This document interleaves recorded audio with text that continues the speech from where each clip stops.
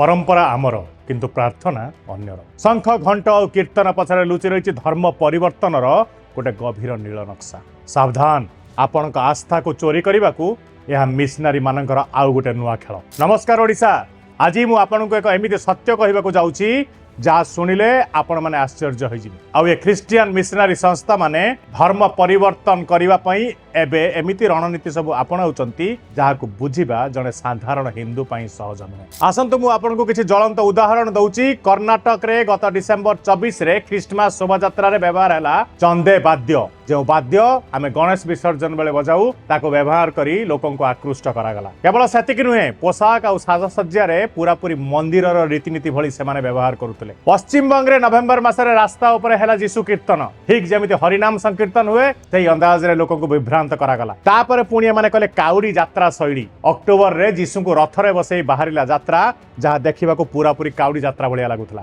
Belur मठरे Christmas रे यीशु पूजा करागला, जेउठी पुष्पांजलि जप आळती मध्य थिला पद्धति। या पद्धति गुड़िक हिंदूंकर किंतु विश्वास थिला अलगा। एबे प्रश्न उठुची सेमाने एमिति काहेकि करूचंती। एइटा होउची सॉफ्ट मैनिपुलेशन। जेतेबेले जने गरीब किबा साधारण हिंदू ए सब देखंती तांको लागे एठी तो सबु आमरी भलिया होउची, तेबे ख्रीष्ट धर्म आपणाइबारे क्षति कोन? यही भ्रम सृष्टि करी सेमाने धर्म परिवर्तनर रास्ता को सहज करि दियंती। एहा संस्कृतिर चोरी ना गोटे बहुत बड़ धरणर मानसिक धर्मांतरीकरण, सेटा आपण माने विश्वास करिवे। जदि आपण भी निज धर्म और संस्कृति को भल पाउचंती तेबे ए भिडियोटी को शेयर करंतु, समस्त को सचेतन करंतु, आ कमेंट रे जणांतु आपणक एरिया रे एमिति किछि घटना घटुची कि। नमस्कार, जय श्री राम।